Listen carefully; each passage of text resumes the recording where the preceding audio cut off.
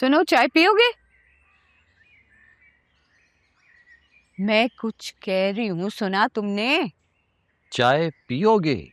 जब सुन लिया था तो बंदा मुंह से फूट देता है। नहीं नहीं, असल में मैं ये अंदाजा लगाने की कोशिश कर रहा हूँ कि इस चाय के ऑफर के बदले में आपको मुझसे क्या चाहिए होगा।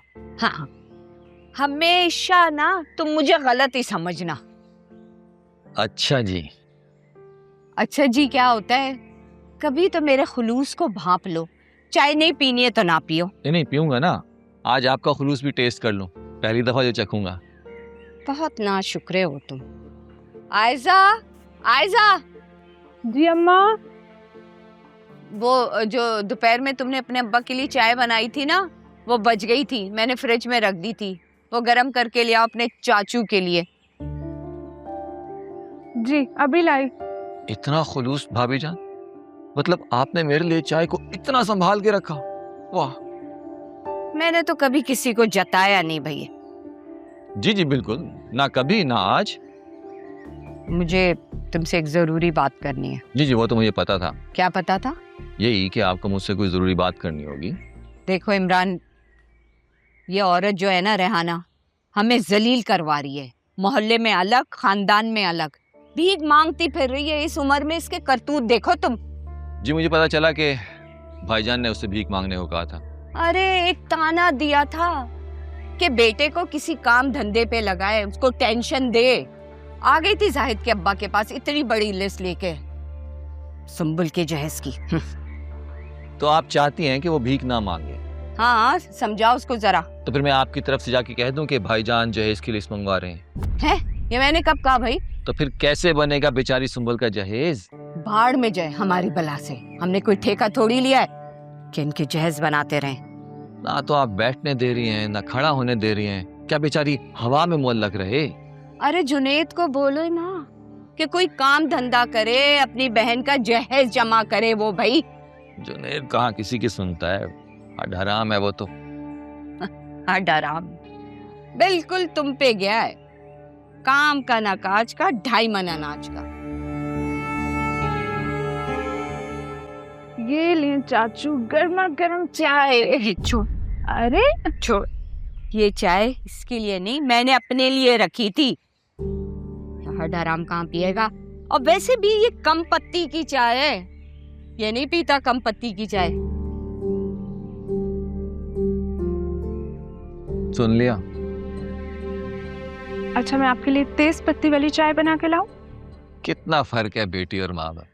फौरन से। अभी लेकर आई। हाँ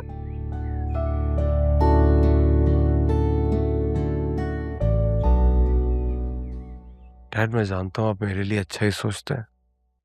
बस ये कहना चाहता हूँ कि मुझे भी तो अपने लिए अच्छा सोचने का मौका दे। I am not convince. अगर मेरा बाप आज जिंदा होता ना, तो डॉक्टर की टॉप लिस्ट पे मेरा नाम देखकर फख्र से उसका सर बुलंद हो जाता। तो आप अपने आप को ये फखरिया मौका खुद क्यों नहीं देते? या फिर आपको सिर्फ खुद पे एतमाद है, मुझ पे बिल्कुल भरोसा नहीं है? इस तरह तो मेरी खुद एतमादी बिल्कुल खत्म हो जाएगी। फिर तो ना ही मैं राइटर बन पाऊंगा और ना ही डॉक्टर। तो तुम मेरे साथ नहीं चल रहे? आज मैं सोशल मीडिया पे एक माजूर बच्चे की वीडियो देख रहा था जो पैरालाइज था। बच्चा अपना कोई काम खुद नहीं कर पा रहा था, ना हाथ हिला पा रहा था, ना पैर, ना कुछ खा पा रहा था। सारे काम, उसकी हर ख्वाहिश उसका बाप पूरी कर रहा था। वो बच्चा जिंदा तो था, मगर उसकी जिंदगी में मर्जी, इरादा, ख्वाहिश सिर्फ उसके बाप का चल रहा है। उस बच्चे को देखकर लगा कि वो बच्चा मैं हूं। सलमान, मेरी अभी डॉक्टर से बात हुई है। माशाल्लाह से उमर के सारे टेस्ट क्लियर हैं और हम सुबह इसको घर ले जा सकते हैं।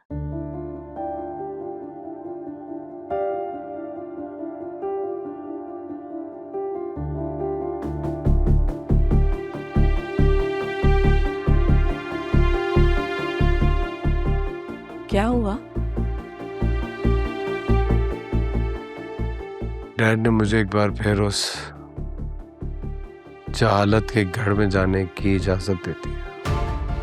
उमैर को थैंक यू कहना बनता था तुम्हारी तरफ से, इसलिए तो मैं यहाँ लाया हूँ। अकेले में बैठ के अच्छे से उसका थैंक यू कहा, ठीक है? हाँ जा। अब अरे भाभी जी, आप यहाँ क्या कर रही हैं? वो उमैर की आंख लग गई थी तो कमरे की लाइट ऑफ करके मैंने सोचा बाहर आकर बैठ जाऊं। चलें, अच्छा किया, बहुत ज़रूरी बात करनी थी मुझे आपसे। अब तानिया, तुम जाओ, जाके उमैर का ख्याल रखो, मैं अभी आता हूँ थोड़ी देर में।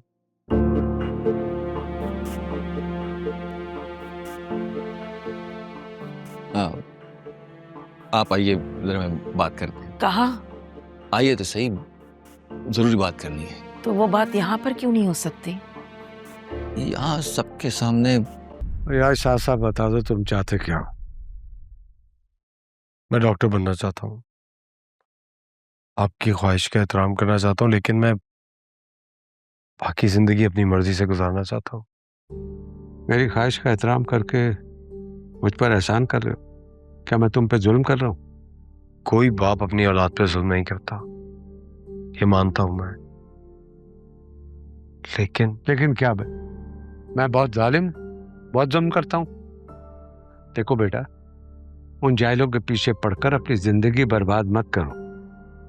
लेकिन के बाद आप मुझे कुछ कहने का मौका देंगे? हाँ, कहो, आज तुम कहो और मैं सुनूंगा। जब आप मेरी एज के थे, आपके फादर आपको आलिम बनाना चाहते थे, आपने उनकी नहीं सुनी, आपने लड़के डॉक्टरी पढ़ी,